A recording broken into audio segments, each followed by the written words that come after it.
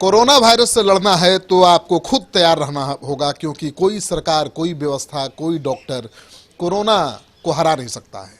Corona को हरा आप ही सकते हैं। तो पूरे देश में लॉकडाउन है, 21 दिनों का ये लॉकडाउन है। अगर आपने इसका पालन किया तो कोरोना हार जाएगा और आप जीत जाएंगे।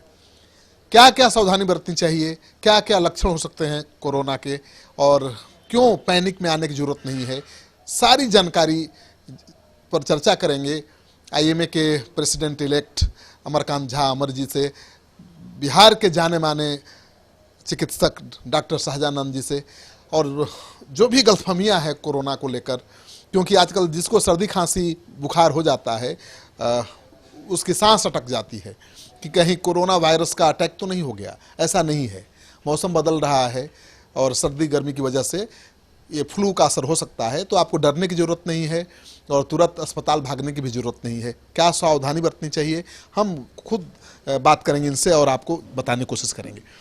आपका बहुत बहुत स्वागत है जनतंत्र टीवी में। आजकल मौसम बदल रहा है, हर किसी को सर्दी खांसी है, तो क्या करना चाहिए, क्या प्रिकॉशन लेना चाहिए, क्योंकि कोरोना का आतंक लोगों का सर चढ़कर बोल रहा है। सर्दी खांसी आम बात है और हर साल इस मौसम में खास के जब भी मौसम बदलता है तो बहुत सारे लोगों को सर्दी खांसी होती है। लेकिन जो कोरोना से संबंधित है, जो सबसे बड़ी बात है कि सर्दी खांसी तो होती है, बुखार तो होता है, लेकिन मरीज का किसी ऐसे व्यक्ति के साथ संक्रमण होना, संपर्क में आना, नज़दीक जाना जरूरी होता है जिसको कोरोना हो या जो कोरोना के साथ रह रहा हो। अब कोरोना का अगर अभी भी देखें, विश्व में जो भी स्थिति हो, इन भारत ने हर जंग जीती है और हम शुक्रगुजार हैं अपने प्रधानमंत्री का, जिन्होंने डॉक्टरों में विश्वास किया है, पत्रकारों में विश्वास किया है, और जो इमरजेंसी से जुड़े लोग हैं उनको उन्होंने धन्यवाद अलग से दिया है।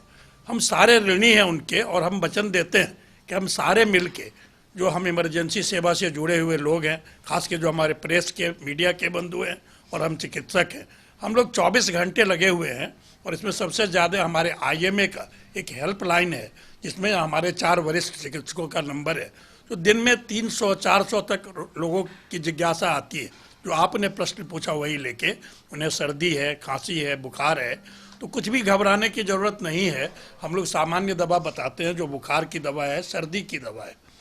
लेकिन ऐसा व्यक्ति जो संक्रमित व्यक्ति के संपर्क में आया है, जिसे पता है कि अमुक व्यक्ति को कोरोना निकल गया और उसके साथ वो संपर्क में आया था, या उसके घर में कोई मरीज हो, या जो बाहर से आते हैं खास करके विदेश से या दूसरे राज्यों से जहां संक्रमण ज़्यादा है, तो उनकी स्क्रीनिंग हो जाती है और उनको पहले होम क्वारंटाइन में रखा जाता है मुहर लगा के। और ये 21 दिन, ये बड़ा महत्वपूर्ण है। 21 दिन ही क्यों, आज भी प्रधानमंत्री जी ने कहा था कि जैसे महाभारत में एक निश्चित अवधि में युद्ध समाप्त हुआ और महाभारत में जीत हुई पांडवों की, वैसे ही कोरोना जो है वो भी एक राक्षस है, उसका 14 दिनों में ही संक्रमण फैलने की संभावना होती है। हमने देखा है कि एक दिन का जो पूरा सेल्फ इम्पोज्ड कर्फ्यू था, जनता कर्फ्यू, और जो अभी 24 घंटे से जो लॉकआउट है पूरे कंट्री में, उसमें बहुत फर्क पड़ा है। खास करके लोगों में जागरूकता आई है। अब लोग समझ गए हैं कि ये बीमारी ऐसी नहीं है कि एक दूसरे से ऐसे ही सांस के द्वारा आए, ये सरफेस पर रहने वाला वायरस है और जिसके लिए मरीज से संक्रमित होना ही एकमात्र कारण होता है। तो हम लोग सावधानी बरतें। सबसे पहले है कि हाथ को हम लोग कई बार धोएं। खास करके किसी भी चीज़ से आप सामान भी लेने जा रहे हैं, किसी मॉल में, किसी दुकान में, तो वहाँ भी सेंसिटाइजर उपलब्ध है, और सेंसिटाइजर से भी ज़्यादा इफेक्टिव साधारण साबुन है। हम साबुन पानी से अगर हाथ को बहुत अच्छी तरह 20 सेकेंड तक, 25 सेकेंड तक धो लें, और ऐसा कम से कम 4-5 बार भी करें, और किसी संक्रमित चीज़ को छूते हैं तो और भी अच्छे से हाथ धो लें, तो बहुत ज़रूरी है। खांसना सबको पड़ता है, इसके लिए रुमाल काफ़ी है, मास्क की बहुत ज़्यादा ज़रूरत नहीं है। लोग घबराते हैं। अगर आप अपनी केहूनी ऐसे रख के और तब छींकते हैं, या जेब से रुमाल निकाल के वो रुमाल ही अपने नाक पर रख लेते हैं, तो वो भी बचाव के लिए काफ़ी है।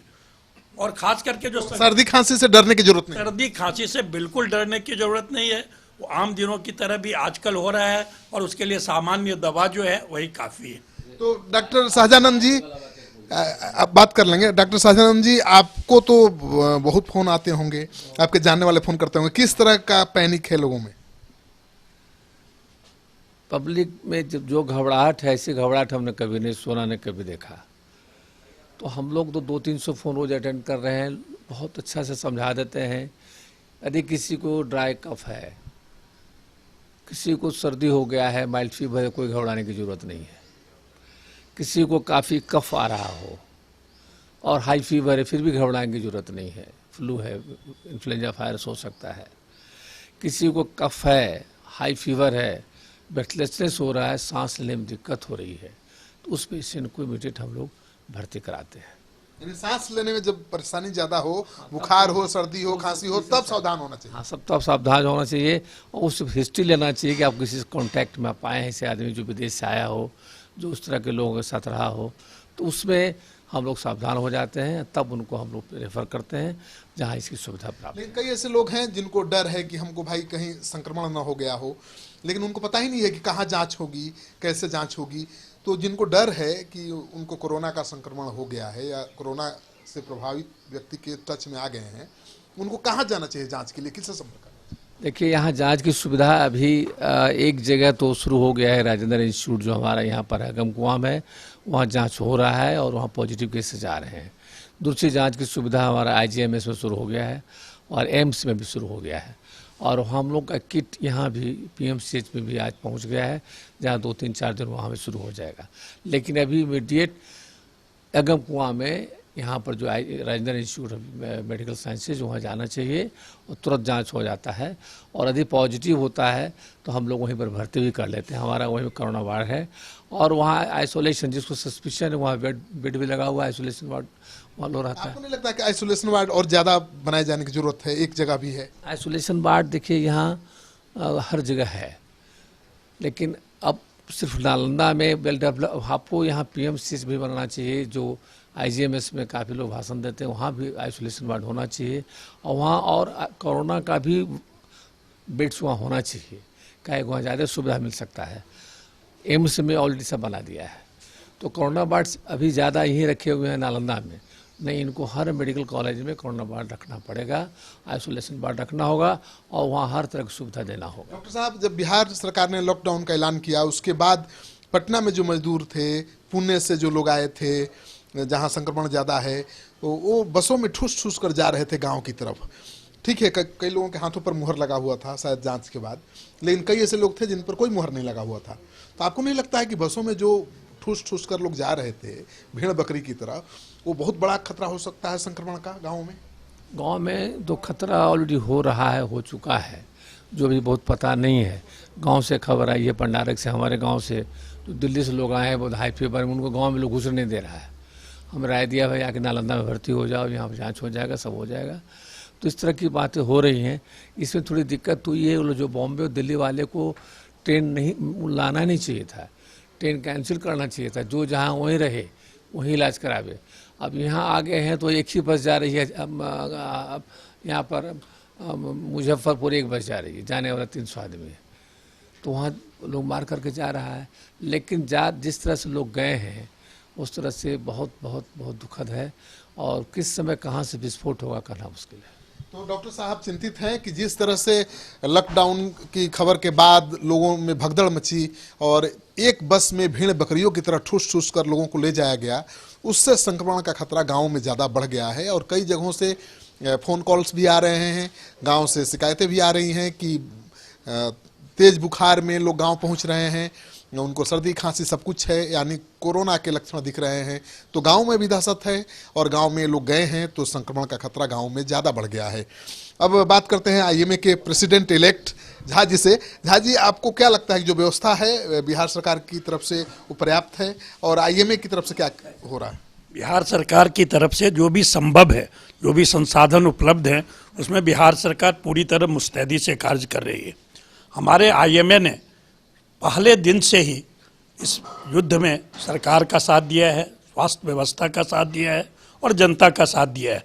शुरू में हम लोगों ने जागरूकता का अभियान चलाया, फिर हम लोगों ने अपना हेल्पलाइन नंबर जारी किया और IMA के तरफ से सबसे नई व्यवस्था की गई है कि हमने अपने सभी मेंबर्स को रिक्वेस्ट किया है कि वो सीमित OPD करें। हमारे नेशनल प्रेसिडेंट से जो प्रधानमंत्री की बातचीत हुई, उसके कारण राष्ट्रीय स्तर पर यह निर्णय लिया गया कि कि मरीजों को कष्ट ना हो, तो डॉक्टर जरूर रिस्क में हैं, लेकिन उनके रिस्क को भी ध्यान में रखा जाएगा, उनके लिए भी सहूलियतें उपलब्ध कराई जाएंगी। लेकिन आइए, मैंने सबसे हाथ जोड़कर ये निवेदन किया है, अपने तमाम मेंबर को ये निर्देश दिया है कि ओपीडी जरूर करें, सीमित ओपीडी ही करें, लेकिन नियमित रूप से अपने ओपीडी में जाएं। डॉक्टर साहब, अभी एनएमसीएच के पीजी के जो मेडिकल के छात्र हैं, उन्होंने ट्वीट किया है और कहा है कि 83 छात्र संक्रमित हो गए हैं, हमको जो कपड़ा चाहिए, जो साधन चाहिए वो मिल नहीं रहा है, तो हम खुद बीमार पड़ गए, हम क्या इलाज करेंगे?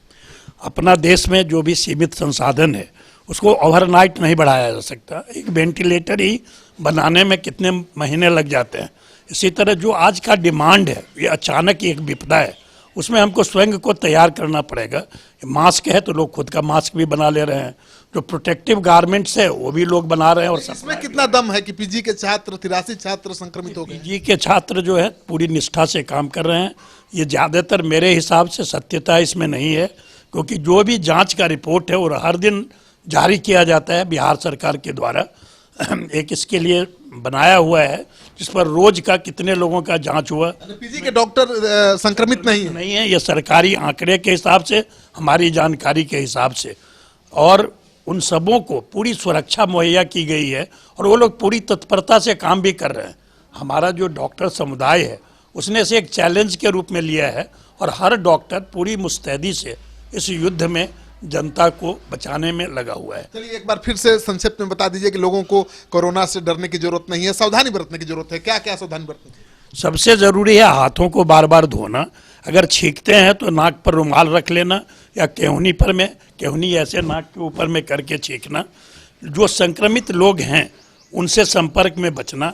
कहीं भी बैठिए, कहीं भी जाइए तो कम से कम 1 मीटर की दूरी, या समझिए जैसे हम लोग बैठे हैं अभी, इस दूरी पर में दोनों हाथ फैला दीजिए। इतनी दूरी बरकरार करके रखनी चाहिए, क्योंकि यह संक्रमण सतह पर होता है, ये सांस से नहीं होता है। और अगर हम लोग सिर्फ इसका पालन करें कि एक दूरी बना के रखें आपस में, और जो संक्रमित व्यक्ति है उसकी अगर सूचना मिलती है तो अविलंब उसकी जांच करवा दें, क्योंकि घबराने की ज़रूरत नहीं है। अभी भी इतने जांच के में भी बिहार की स्थिति अन्य राज्यों से बेहतर है, भारत की स्थिति अन्य राज्यों से बेहतर है, और हमने समय पर में निर्णय लेकर के और इस पर में एक अभियान चलाया है। और इसमें सबसे ज़्यादा सहयोग जनता का खुद का है, क्योंकि जो जनता खुद डरी हुई है और चाहती है कि हम इस युद्ध में विजय हासिल करें। जैसे हमने प्लेग को परास्त किया, जैसे हमने स्मॉल पॉक्स को पराजित किया, हर एपिडेमिक की जंग हमने जीती है। तो कोरोना के जंग में भी जनता के सहयोग से, मीडिया के सहयोग से, डॉक्टरों के सहयोग से और जो इससे जुड़े हुए लोग हैं सबों के सहयोग से हम जरूर ये जंग जीतेंगे। लॉकडाउन का पालन करिए, लॉकडाउन का पालन आप करेंगे तो आप जंग जीतेंगे, कोरोना हारेगा, भारत जीतेगा।